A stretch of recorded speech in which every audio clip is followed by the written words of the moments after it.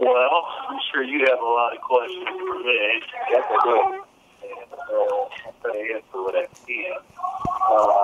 I'm sitting here and take a bunch of notes. Do you mind if I record this? Yeah, go ahead.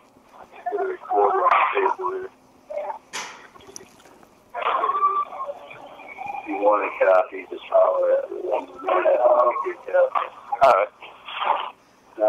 Today's date is April 4th, 2013, time around about 13:30. Presents myself, Brady Gasser. I'm here at a coffee shop.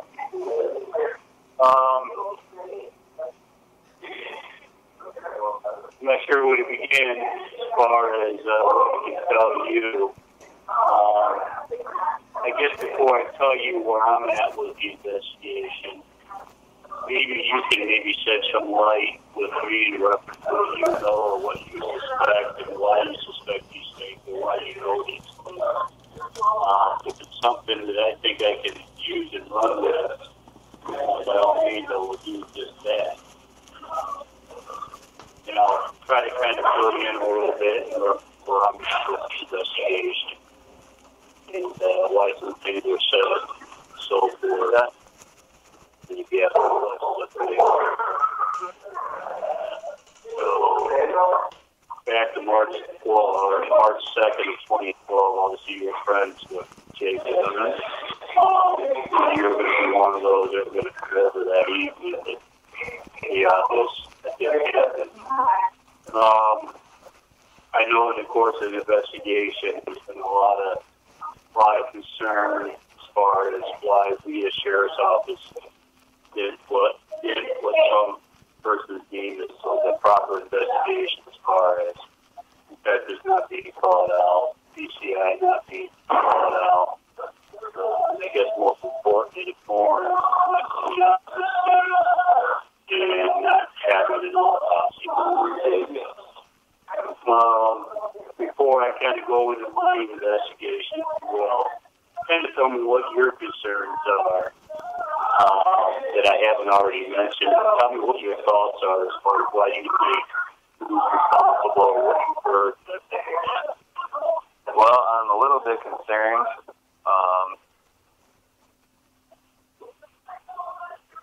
That you and Mr. Hemming aren't really on the same page.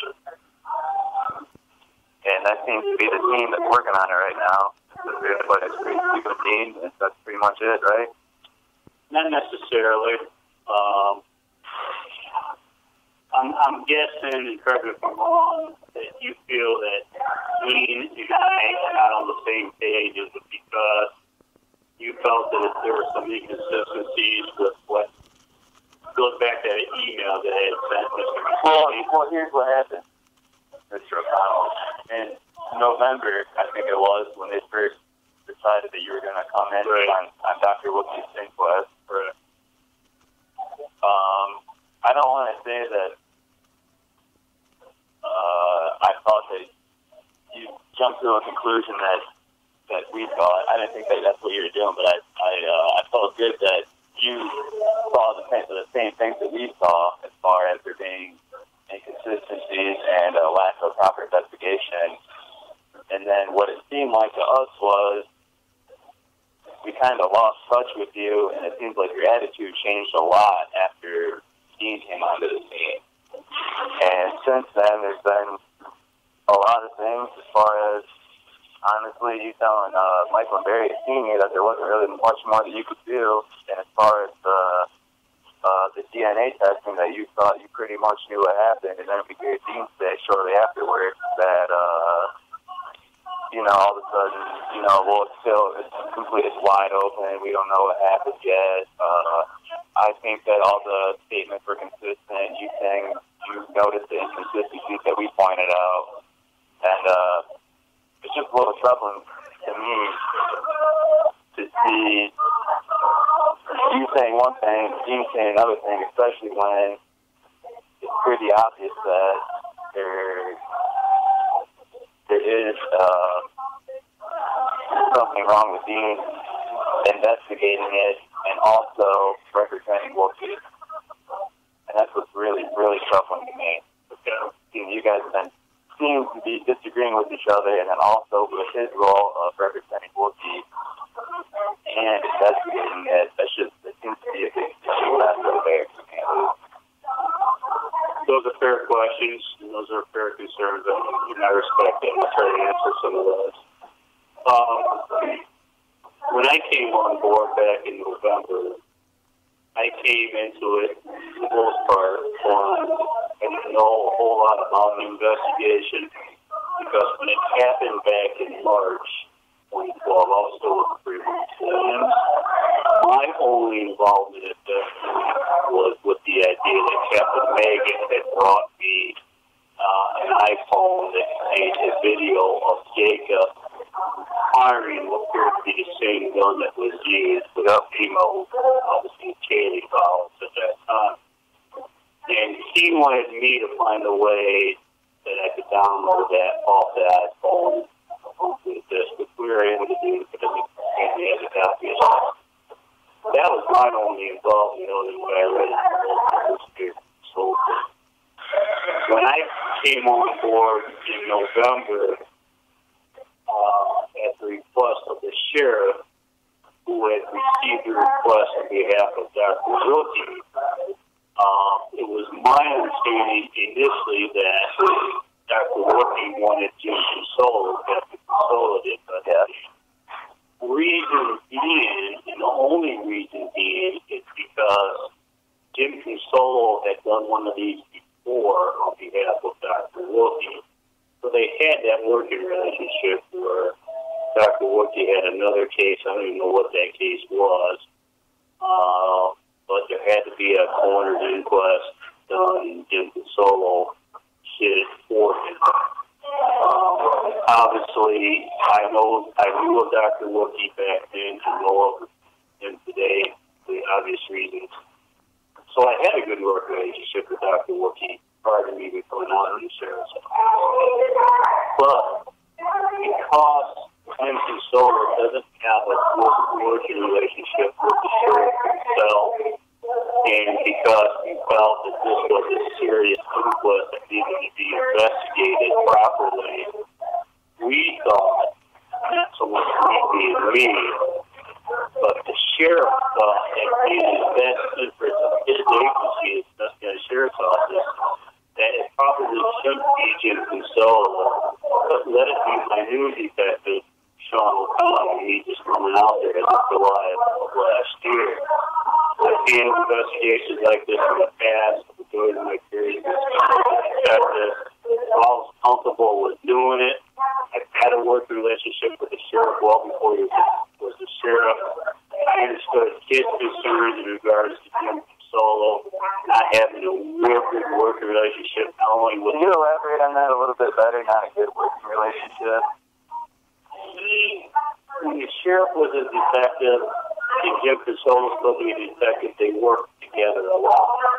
And they used to bump heads. And I can honestly say, and I'm not here to defend the sheriff by any means, I'm just telling you what I've been in this 11 years of me being a detective. I mean, I know you're not correct with the ball. I'm not. But when I was with the Fremont Police, the sheriff was a detective with the sheriff's office. He and I, for quite a few years, worked a lot of cases hand to hand. I would go out in the county and do things with him, do some of the city and do things with me. And we stayed focused on a lot of the drug-related type cases and a lot of the serious type cases. We worked well. It really bonded our two agencies together, and we took that to other outside agencies, and we all worked together as a team. And I'm comfortable with going on the record and saying that Jim Consolo was never a team play. Jim Consolo is not one of those guys you could always go to and be able to comfortably work with. And I should say on the record that Jim Consolo not only had that kind of relationship with my department, with me and some of those in the Fremont department, but he had that same non-working relationship with other departments in surrounding areas. Why was that? I really don't know. I don't know if he had personal reasons why he didn't like the sheriff, but I witnessed firsthand, and I could sense, I always get my nose out of it,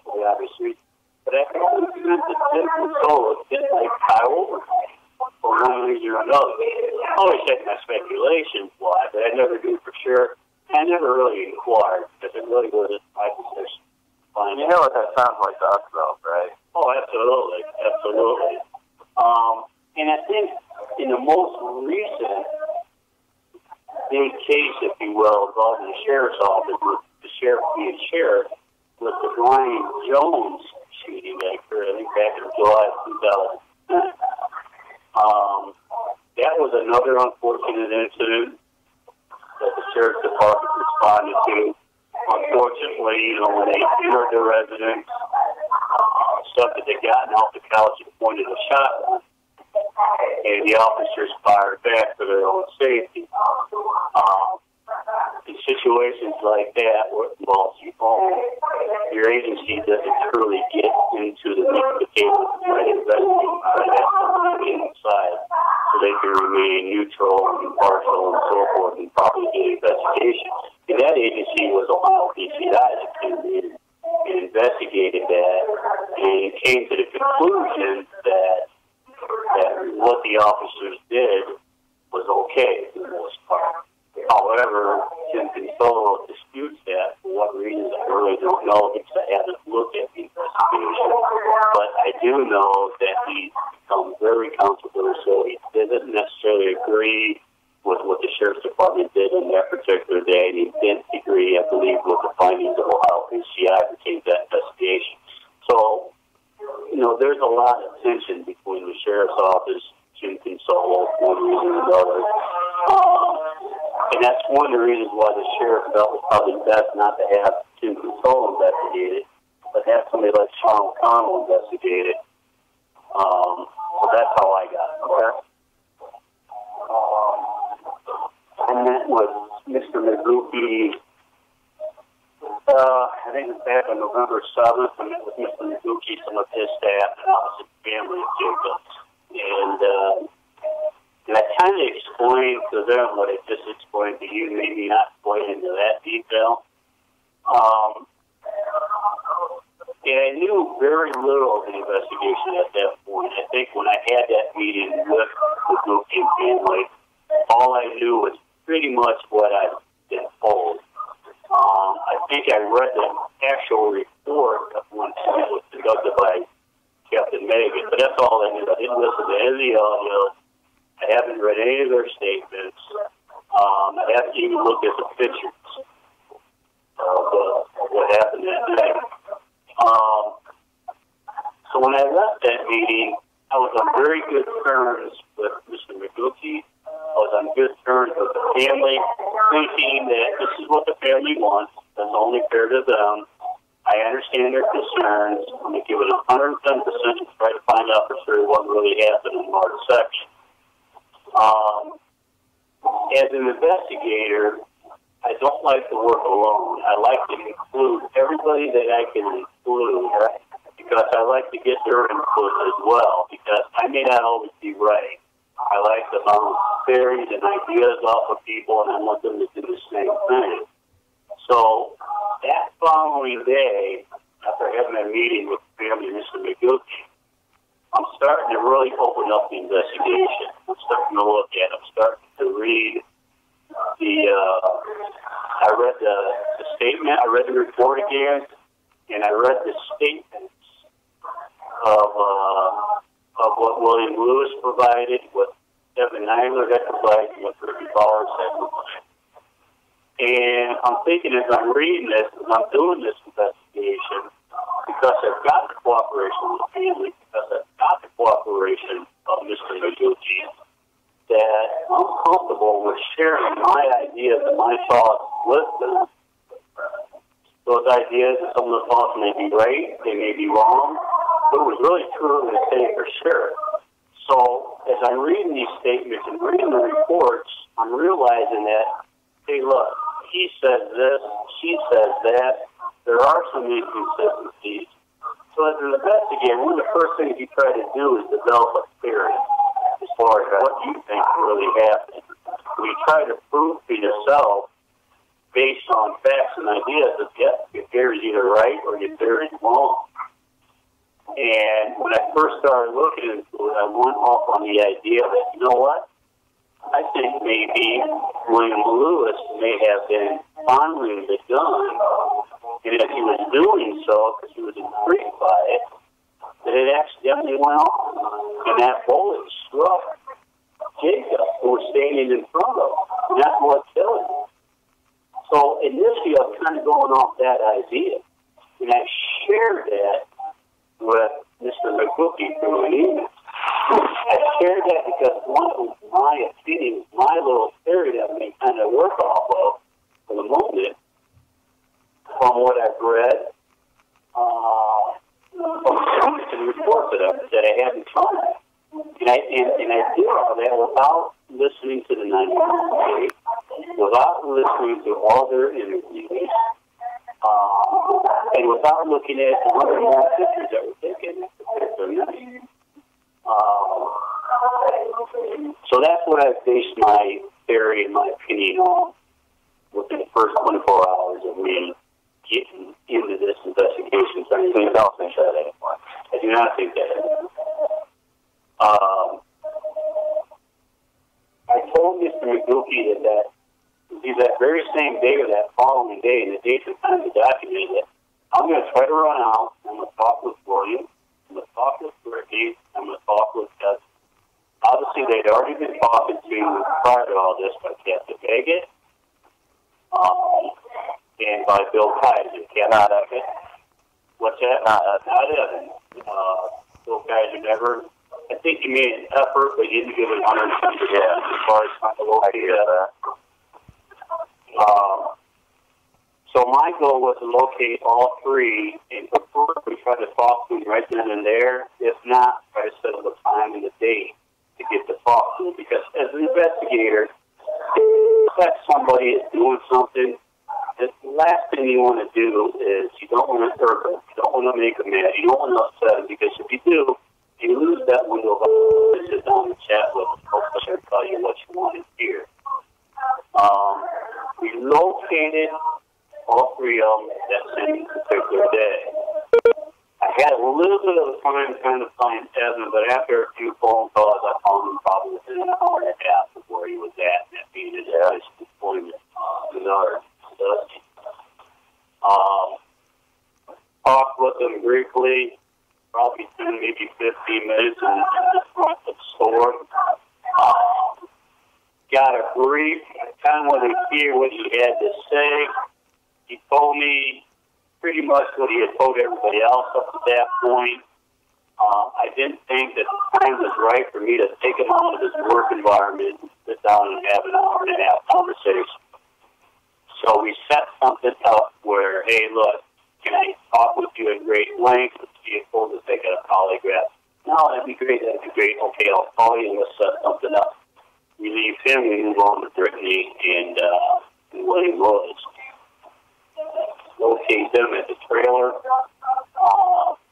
I talked with William Lewis at great length. Probably have heard the interview. That this vendor cost us $50 for a while. You probably heard that interview. And nobody said anything incriminating. I thought they were good interviews. William Lewis had a couple different opportunities to bail on me, as far as, if you listen, you hear where it starts out in his bedroom. Your mom comes in, mom's a little upset that we're there, which that's understanding and stuff. Lewis is trying to tell mom it's okay. We take the interview outside to my vehicle. He's willing to continue with the interview. He wants to get this out in the open. He wants to talk. We talk some more, and he's in the backseat of my vehicle. Grandma even comes to the window at one point. Are you okay? Be sure his grandma's everything is okay. This is what he wants to do. He wants to talk. He continues to talk. It was a good interview. On their way back from their residence to Fremont, I called Dan McGookie. Because I'm thinking, well, Dan's still part of my so-called team. And I'm telling Mr. McGookie that we made contact with all three. And one of the first questions on McGookie's mouth was, did they confess to doing it? No, they didn't. Well, angry, became very upset, told me at one point that we've given up on the investigation, we being the sheriff's office, that we had closed it out. He wasn't happy with Jim Consolino not getting involved because it was ridiculous. At that point, I realized that maybe Mazuki's not going to be part of the so-called team because he obviously isn't going to be a person that I'm going to be able to reason with because 9 out of 10 times you never get a confession. You always make a case based on what you know and what facts you can present from the period of what people get. That did not deter me because I didn't get a confession. Didn't deter me from not wanting to continue with the investigation. Later that evening, which you may not know, and there's audio on this, I get back home at my private residence, there's a missed phone call with a message from Mr. Mazuki. And his message to me was to contact him. I called him back, I get his voice, and he calls me back.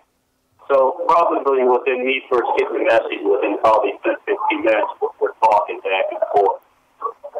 And I'm at home, I'm sitting in my chair, and I'm listening to him, and he's just going off. I'm very irate, I'm very intoxicated.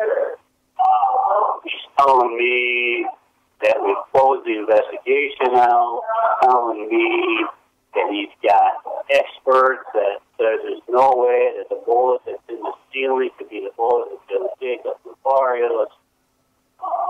He's implying that he will be there because that following day we're going to go back and meet everybody at the house and try to retrieve the bullet and kind of redo the crime scene, if you will. And I was okay with doing that, and I was going to do that. But what I wasn't okay with was to have Mr. Mazuki take along with me to be inside with the news media, because I wanted the news media to be inside the residence. As we're processing what was back then a crime scene, this was not, that's not going to happen. I said, if you want to be present, that's fine. You're going to have to wait outside while I go inside, my other detective back under, and do what we got to do. Take the photographs, take the measurements, draw a diagram, and try to retrieve the bullet. He was adamant that's not going to happen. He's trying to run the show. He's trying to tell me how to do a crime scene. He was adamant that he was going to be inside the residence. And I told him flat out that if that's going to be the case, it's not going to get done. We're going to do it on my terms, the proper way of doing things. I'm not going to abide by it. It just ain't going to get done that particular day of time. Conversation lasted, about 12, 13, 14 minutes. And he's very intoxicated, very irate. At one point, I can't remember who he was talking to. And I recorded all that because it just kind of shows his stupidity, if you will, in reference how he thinks the investigation like this should be handled. Well, at that point, I knew for sure that Suzuki down with me. I am not going to share what information I have with Suzuki because he had the tendency to blurt everything out and not make a whole lot of sense of it and blow things way out of proportion. So I excluded him from my team. I never excluded Mike and Shannon Lombardos. I've been somewhat reluctant at this point to share some of the information with them. It seems like once we do that, it gets put out there. It's on Facebook, it's everywhere for God to see and everything. And when you have an investigation like this, you can't put all that information out there because it kind of jeopardizes your investigation. Because maybe a case like this is like a puzzle with a million pieces. All the pieces are there. You just got to take time and you got to put that puzzle together with each piece that you have. And that's kind of what we're doing, but putting it out there for the public to see and view, especially some of the pertinent information, that kind of jeopardizes your investigation. And that's what Goofy's done with going to the register. The register has come to the point where I'll never talk to the register again because I've been a cop for 24 years. And I've dealt with the news media many, many times. The news media is a great source to go to when it comes to getting the information out there, because the public, through the news media, can actually reach out to those persons that you need to talk to, and they can give you the information that you're looking for. But the register has a tendency to misquote, tell them one thing, they print just the opposite. They tell them a fact, and it ends up being a theory that's not what you had quoted. That's not what you had told. And that Emma Woodis misquoted myself and Dean Henry many, many times, and so is Mr. Westerholt.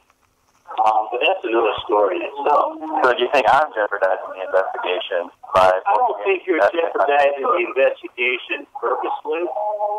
I think it's in everybody's best interest that we just sit back and let it take its course.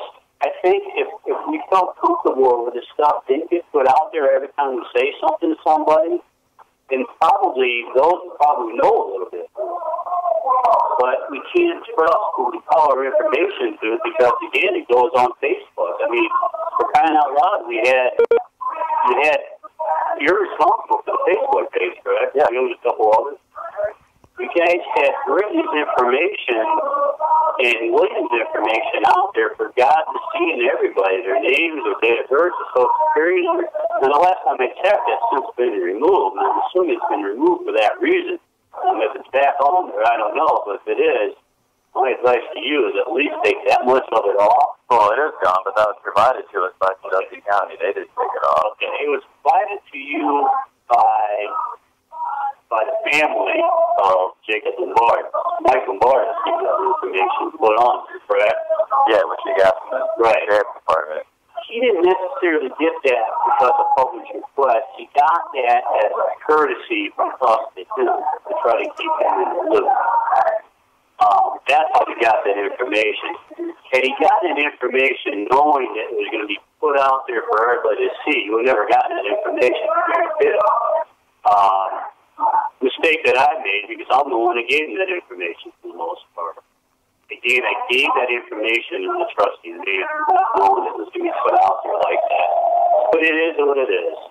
Well, Dr. Wilkie did agree to an open and transparent investigation, right? The inquest, that was their offer. I believe so. Don't quote me on that, but that makes sense. But I guess you got to go back and you got to look at the definition of open. Does it mean that whatever we find, it automatically gets put out in the newspaper, or it gets put out over television, or it gets put out on Facebook? No, I'm sure that's not what his intent was. His intent was to keep the family in the loop as much as we can, with the understanding that what we talk about stays between us until the investigation is done and closed. Then we can bring it out to the public if we need to be. That hasn't happened at this point. And I know Mr. Westerholt, I know Mr. McGilkin, one time or another, has been asking for all this information through public records requests. And public records requests out there, it is available when the time is right. But we are not at liberty, nor are we bounded by law to provide anything to some ongoing investigation. We're being investigated right now. Okay. This is what we have done up to this point. Since I've got involved, I obviously went back into the house, and I recovered the bullet, the photographs of the residents that do what we call a panorama view. I always like to go through a crime scene and try to recreate the crime scene. So if I had to, say, 100 years ago, somebody can pick up my case file, look at it, and know exactly where everything was at. They've got support it, they've got the diagrams, and they've got the evidence. Put everything right back together the way it was the night that this thing happened. I'm very, very articulate when it comes to taking measurements, doing pictures, and dotting my I's and crossing my T's. And that's what I did at the house when I went back there and recovered the bullet. So I recovered the bullet, I processed the crime scene. I stick the gun out of the evidence, look at the gun, and obviously the gun doesn't suspect it's being used. And I suspect the bullet recovery probably came out of this gun. I'm looking at the gun, and I'm very quick in the barrel. I see what looks like hair, and I see what looks like blood. Now, common sense tells me it's probably Jacob's blood. It's probably Jacob's hair, but I don't know that for sure. I'm not a forensic. So I decide at that point, well, I'm going to package the gun the way it needs to be packaged. I'm going to send it up to BCI. I'm going to say, look, BCI, if BCI does all our forensics for the obvious reasons. We do all our ballistics, and you pretty much do whatever we ask. I said, can you take a look at this gun? And one, can you tell me whether or not that bullet that they pulled out of that gun was fired from this gun, or how that film was fired from this particular gun? Can you tell me that the shell casings, the spent shell casings that I had 6 of them, are those the same shell casings that were fired from this gun? And most importantly, can you tell me that that's human blood and that's human hair? And if it is, can you tell me whether or not we can compare that to a DNA? So that's what they had to work with. I ended up getting those results back. I can't reveal those results at this point, and I'll explain here in a minute why. But I did submit all that, and I do have those results back. But once I got confirmation that it was human blood and the human hair, my next thing to do was to see if it's Jacob's blood and see if it's Jacob's hair. Well, he was the only one that was shot that night, so I would assume that it was Jacob's blood. Does that make it? Well, that's correct. But you got to be able to convince a jury of 12 people without a reasonable doubt that yes, it is Jacob's blood, and yes, it is Jacob's hair. But what I was truly getting at is, if the gun was shot way out here, you wouldn't have his blood, you wouldn't have his hair, and this was just the tip of the barrel. If the gun was shot from here, you would have that because of impact, and once the impact would pop back out. So you have the hair and the fibers and the blood coming back on the gun, on the clothing, on the body, and whatnot. So that's why I wanted the DNA test to be done. The best way to get DNA is off the person themselves. We didn't have anything at that point to be able to do that, other than obviously the family back in September had to take the body to autopsies performed by the renowned Dr. Sarah Webb. So I knew that Dr. Webb had some issues because I personally had contacted his office and spoke with a couple of different persons. They confirmed that yes, an autopsy was done. This is when it was done, even though I had a report that usually had their own dates on it. His office, his own report had some not a big deal typo, so to speak. So I got the correct report, and I realized that an autopsy was done, but there were no photographs taken of the autopsy. There were no diagrams done in the autopsy. That was a little odd because I've been doing a lot of autopsies when I did it. And always photographs taken. It's usually some type of notes that are taken in form of a diagram or whatnot. Hey, maybe that's just the way Dr. Webb does, so I'll let it go with that. But most importantly, I knew he had tissue. And with that tissue coming from Jacob, I knew that'd be a great source of DNA to show that it's his DNA, his blood, his hair.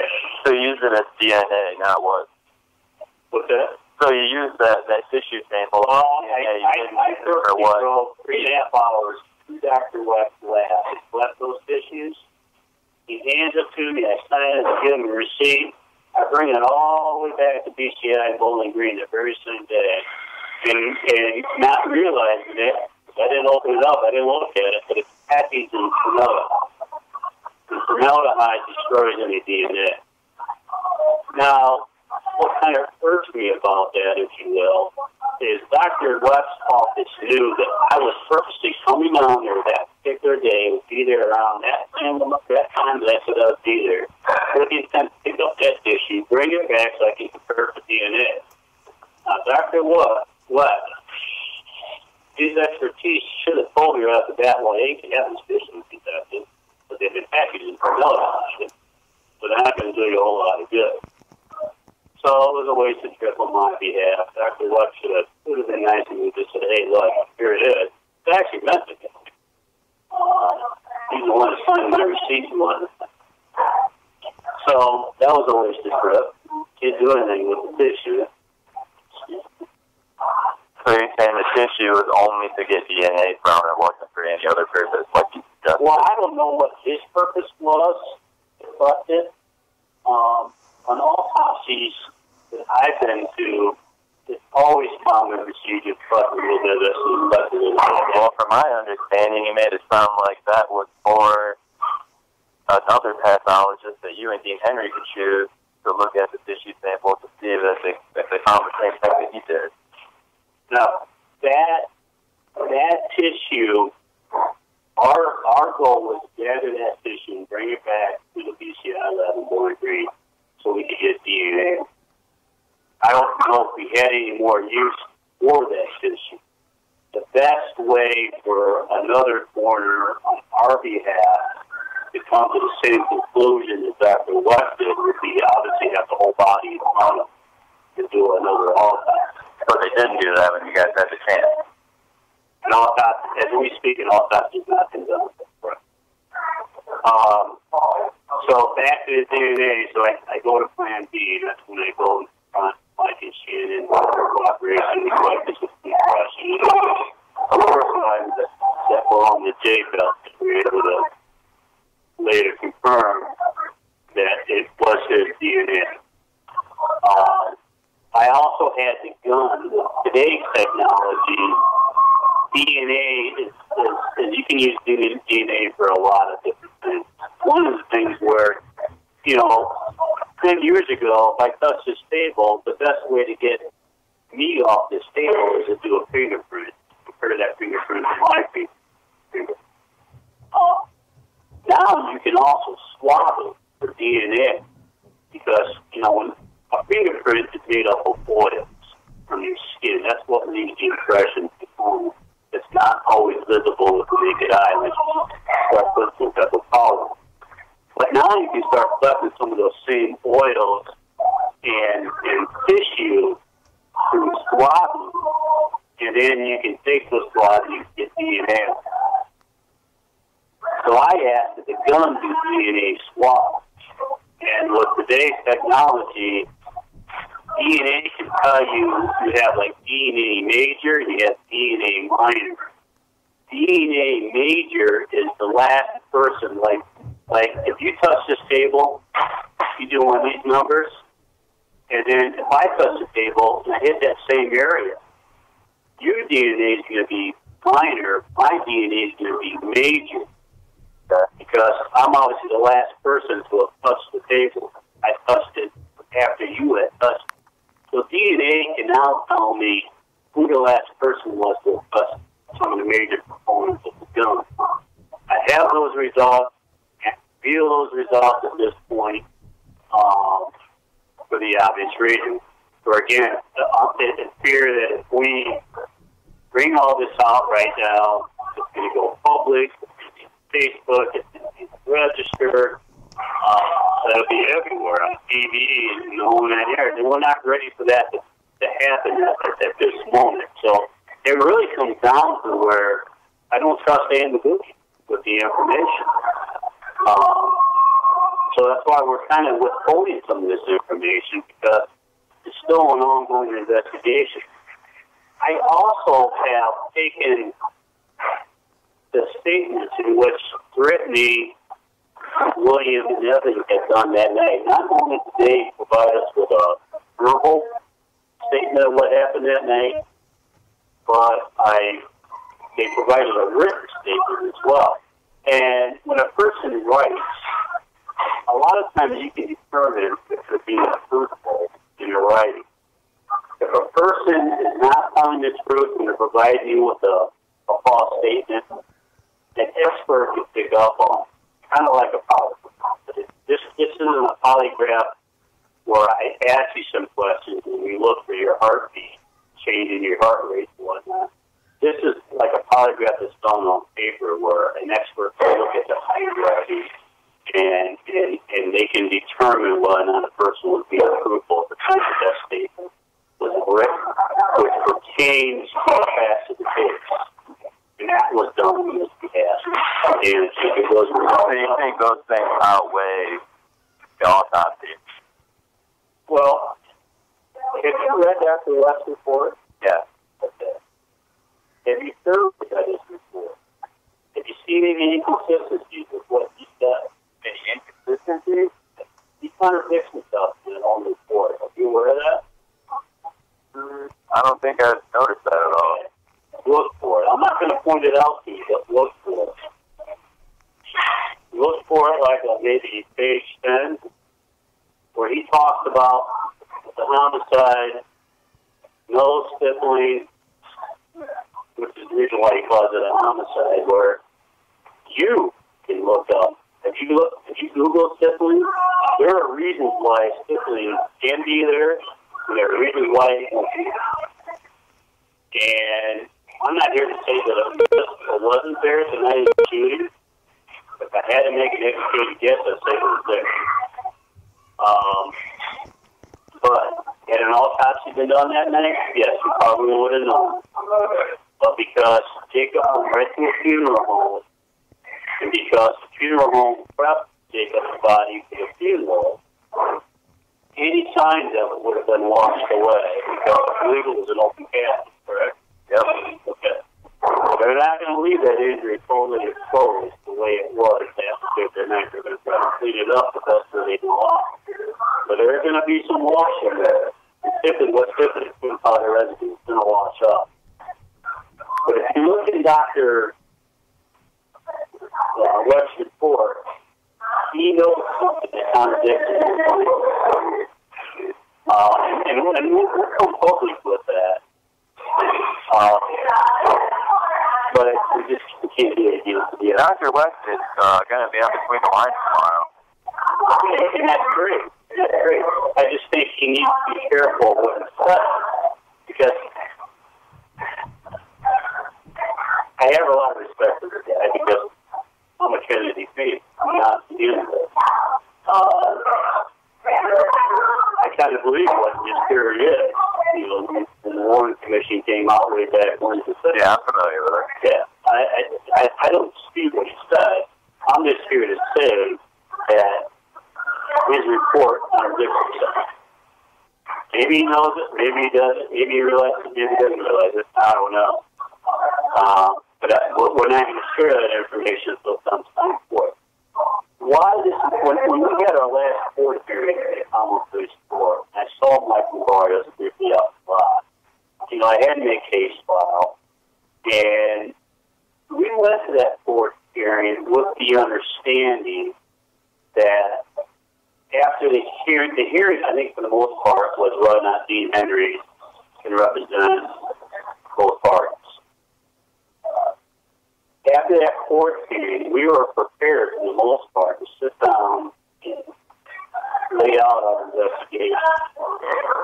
But because of the way Mr. Ragucci presented himself, and because he's made some other allegations out after that hearing, because we have a meeting amongst ourselves, that, you know what, there's one more thing that maybe we should do just to cover our tracks. And that one more thing that we need to do is why this investigation is now over. It's considered still be over. And until we get that one more thing done, the investigation will be closed until that happens. I'd like to think that one more thing is going to happen for too long. It's taking for too long.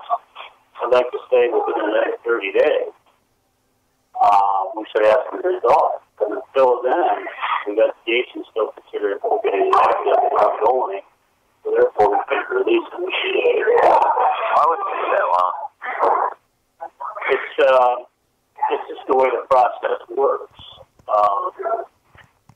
Miracles don't happen overnight when it comes to political reform, right? You usually got to collect it and just spin it off. And the lab person has to take time with it, spend time with it, to get the results that you're looking for. So it goes from us to them to us, and manner. It's a very lengthy process, and we're not the only case out there that's being worked that needs to be done by other specialists, if you will. So it's just, you submit it, and you wait, and you wait, and you wait, and eventually you get the results back. I know there's been a lot of talk about PCI, and you should know this. PCI has been involved, and I've never told the register. A lot of times, for what it's worth, when I talk, especially 95% of all my cases, I always have a recording. 95% of the time when I'm talking to somebody, I always have a recording. Just to cover my track and get it someone to say something that they say, and this reporter, this is what I said. But anyway, when I had that conversation with Mr. Westerholt, Mr. Goopy, they called me off guard, asking me if I was an FBCI people. I never told them. The register reports in the newspaper every time. Doesn't have them take over the investigation. I am not opposed to have anybody take a look at my work. I'm wrong. I'm not afraid to have my work critiqued, looked at, and I'm all for constructive criticism. If I made a mistake, I made a mistake. That's how I learn. That's how I learn not to make that same mistake. But CCI has been involved with this investigation ever since I got involved with it. They've been involved with the polygraph, which I know everybody disputes. They've been involved with the DNA. They've been involved with the ballistics. They've been involved with the statement analysis. They've been involved with me just kind of bouncing things off of them. They've been involved with them taking a look at my entire investigation as of that wasn't the first time in December, and I know at the beginning in February, I believe it was, where everything I know up to this date is what they had. And I've asked for their opinions. I've asked, what can I do differently? They've actually suggested we've done. They've actually done it on behalf to show me this and to show me that. So PCI has been involved with very good. I know Mr. Goopy's going to the FBI asking for it. FBI is not in a position at all. That's not what they do. But I've come to the conclusion that if you tell Mr. Goopy, if you tell them to register one thing, it's not what they want to hear, they go off it. They print what they say needs to be printed based on theories and opinions. You're trying to persuade the public that it's factual. It's not. Or they print things or they say things that totally opposite of what the officer has said, what the detective has said, or what the detective said. It's to the point where I stated, I think earlier, that I'll never talk to the register to be in regard to any of it, because they're one of those news media sources out there that tell them one thing and it brings just the opposite. Jacob Lombardo's investigation is a prime example. I've never had any issues with I've had with the rest. I've never had any issues with the attorneys I've had with Mr. Dan Magoo. Very, very unprofessional. He had the opportunity to see the audio and the video of 30 hours. I watched it. What do you think of that? I think Gene Henry was stepping over the line and trying to protect the witness. That's what I think. Okay, well, I disagree with that. What? I think Mr. Magoo crossed him. I think his approach and how he handles things is very, very difficult. Very, very unprofessional. I think everything he's done up to this point has been deemed very unprofessional. This is just showing how it continues. And that's based on him going up on me a couple different times, which he has a right to be angry, but I understand that. But in the same demeanor, he has to be able to maintain his control, his composure, his professionalism. There's many, many times that he's not, and I've got his documents, whether it be through an email, whether it be through a drunken conversation as a B, on my time. So I truly feel for the family. I truly feel for those associated with Jacob LaBarge. But I can honestly say that a very thorough investigation has gone into this. Not just what the Sheriff's Department's done, but what BCI has done on our behalf. The cooperation of Michael LaBarge, the person like yourself. I mean, we don't always get the opportunity to have, or our luxury, the opportunity to sit down and talk with me and witnesses like that with this particular case. Everybody but Evan Nindler has been real cooperative. Every time I've gone to Brittany, every time I've gone to William, every time I've gone to Shannon, Michael, Barrios, Greg McJoy, I've always gotten their cooperation. I got your cooperation. Do you think it's strange that you didn't get Evan's cooperation? No, I think if I was Evan, or if I was a witness, I wouldn't talk either. Because everybody has them out and being murdered. And that's not the case here. I wouldn't say 2 words to anybody. That's including the fifth and the heartbeat. Well, it cost the man. Who does, Evan? Yeah. My question to you, if Evan said anything, or did you know anything that I need to know that needs to be looked into? Evan said a lot of things. Why do you think Jake had a gun that night? I don't know. You don't know why? Have you asked any of the witnesses that? If you asked them that directly, why did Jacob bring a gun? Who Brittany was at? Do you remember what they always say? They don't know. Do you remember them saying that they didn't know he was bringing it at all until he got there? Yes. On March, let's see, 3rd was Saturday, 4th was Sunday. On March 6th, 2012, after Jacob's showing late that night,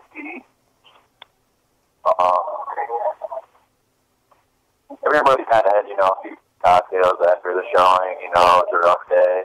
And Brittany was at Michael and Barry's house where she was staying at the time with her mom, because of course they could say what happened. So, and she started talking about that night, and she said, and I heard her say this, I think Haley heard her say this, Chris Van Scoy heard her say this, who's our friend, Cameron Adams heard her say this, who's our friend.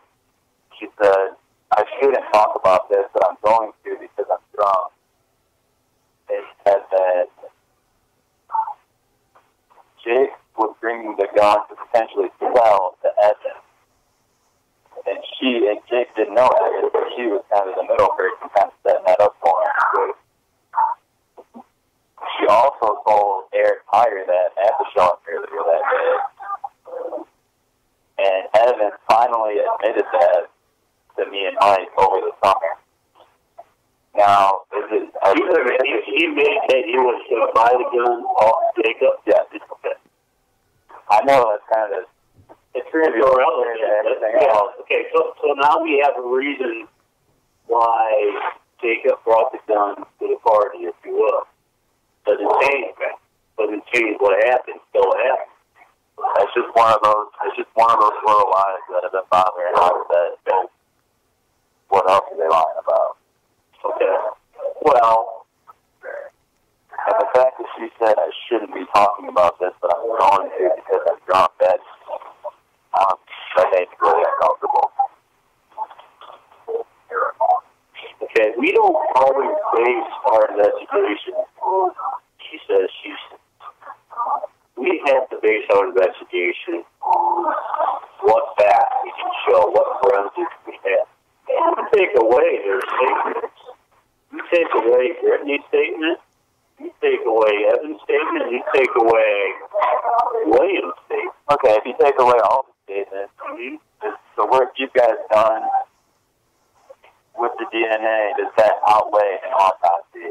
And if it doesn't, why hasn't there been an autopsy on you guys' behalf the last?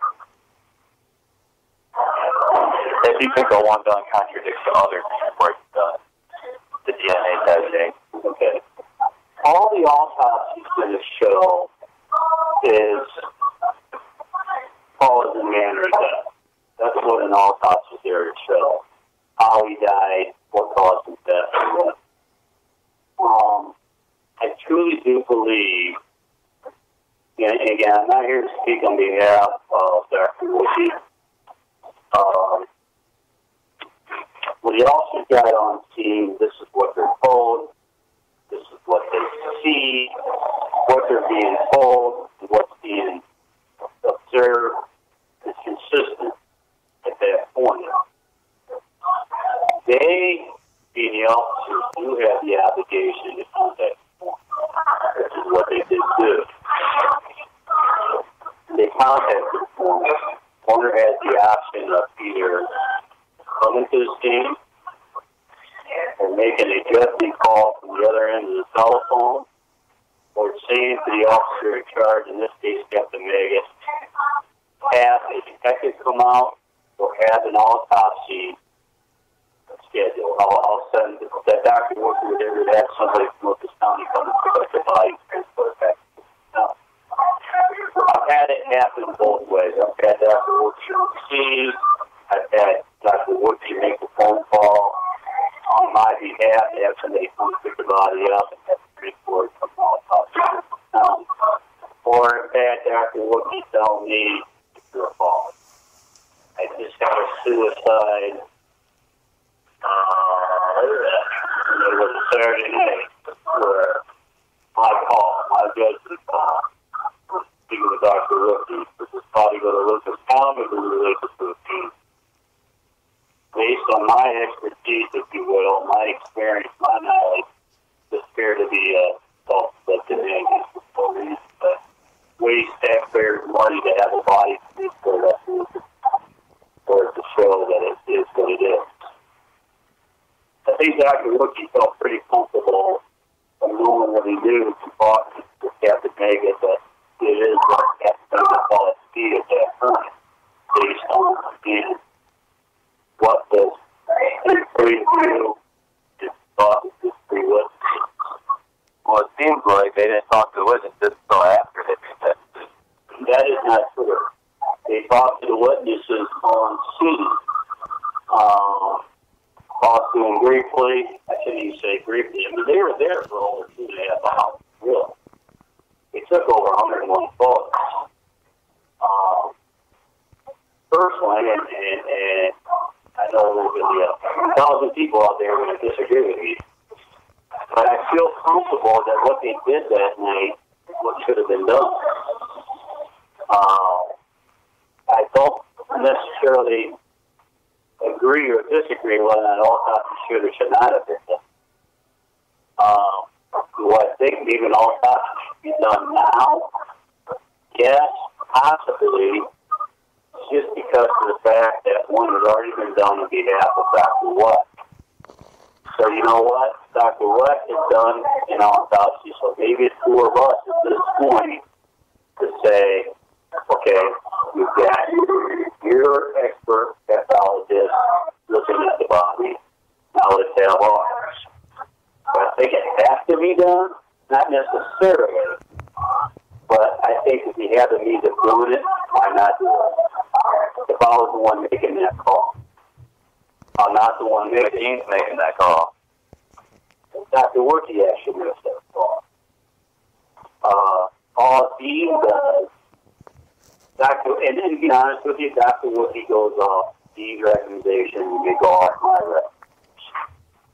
And kind of know what my recommendation is, obviously. I can't speak on behalf of Dean Henry.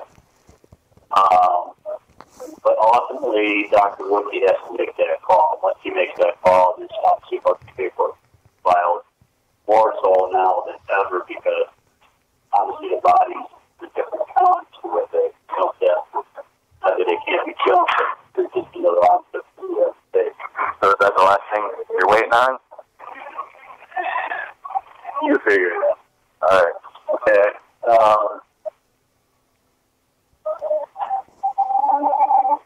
I don't know what else to say, Brady, other than what I've already said. I truly truly do understand family's concern, family or friends' is concerned. And a lot of me says, you know what, if we came out with what we know a long time ago, maybe we wouldn't be where we're at right now with everybody having so many questions and making all these allegations. Because they only know what's been provided to them. They don't know everything that we know. And I think a lot of that again, because I'm afraid that there's that person who can't go tell family members because they're going to want to go and tell somebody else. An attorney representative, whatever we tell family, they're going to want to go tell me. And that's great for them to do. I'm not here to say that's wrong for them doing that. But they're going to want to say, hey, I don't talk to a little what's that? I would do the same thing. If I had an ongoing, if I was a victim, and I got somebody investigating on my behalf, they got great information, and they're sharing it with me, they want to hold that in? No, I'm going to go back and so everybody on the cell that really wants to know this. So it's hard for us not to be able to tell what we want to be able to tell. Because I really do believe that at one point we probably knock off some of this.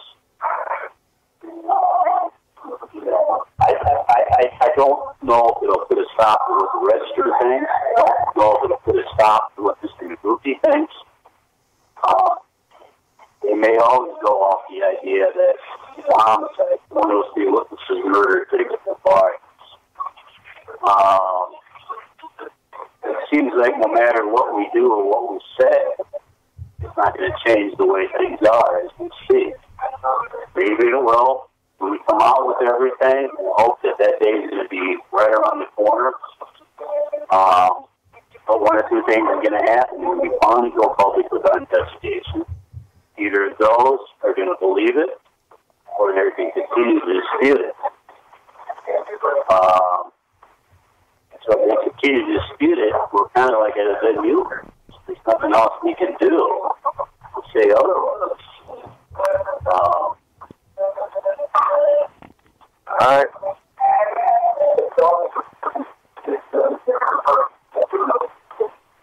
Besides the idea that Jacob was there to sell the gun, the evidence, anything else I need to know? You think pertinent? Just a lot of things from what they said. From what William and what else have they said that you thought was incriminating that says a different story than what's already being said? Well, the day after, the first explanation I got was that Jacob was sending the gun somehow. I'm not really sure what that means. So that they don't really use that word. You know. My take on that, if someone describes that they're spinning the gun off the revolver on a gun, but on a revolver, you open it up and you got the cylinder, and when people play Russian roulette, that's how you play the game. Pop the cylinder out and put one bullet in it, it'll hold anywhere between 5 and 6 bullets. It's supposed to take a gun. You spin the cylinder, it'll rotate. Yeah. You slam it back in, so you don't know where that bullet is. You know you get that bullet with the hand you go down. So you take a risk. I mean, there was talk that he had talked about playing that earlier that night. Whether there was any proof into him wanting to play it, or not there was any proof that he did try to play it, or he was just trying to do a funny or whatnot. I truly do believe that it was not his intent to kill. I do believe that. I believe what happened is a very unfortunate accident. But I will tell you on the record that I don't think it was killed. But I know it was. I'll go back there. Okay.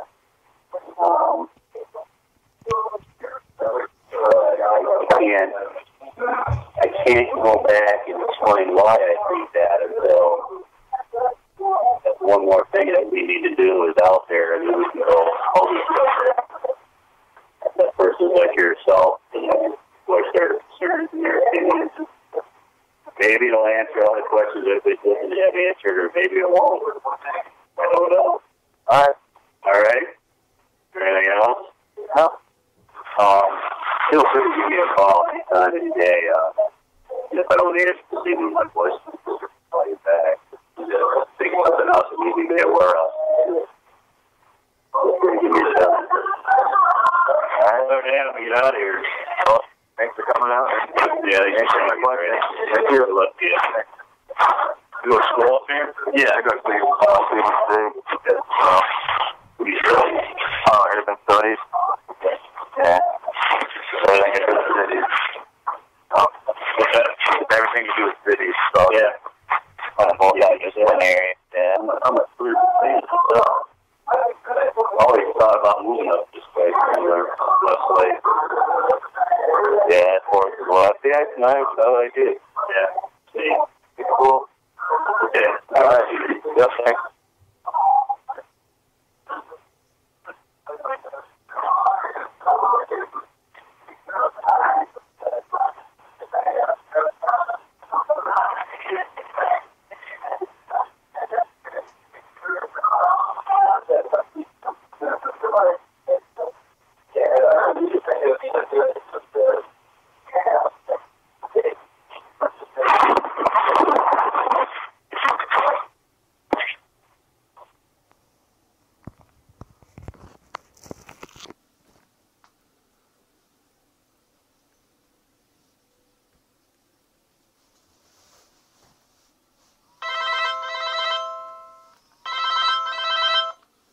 Hey.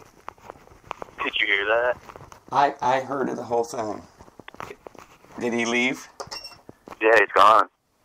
Okay. You sure He gave us everything. He what? He just gave us everything. Yeah, but you give him one important piece, bud. What's that? He tricked you.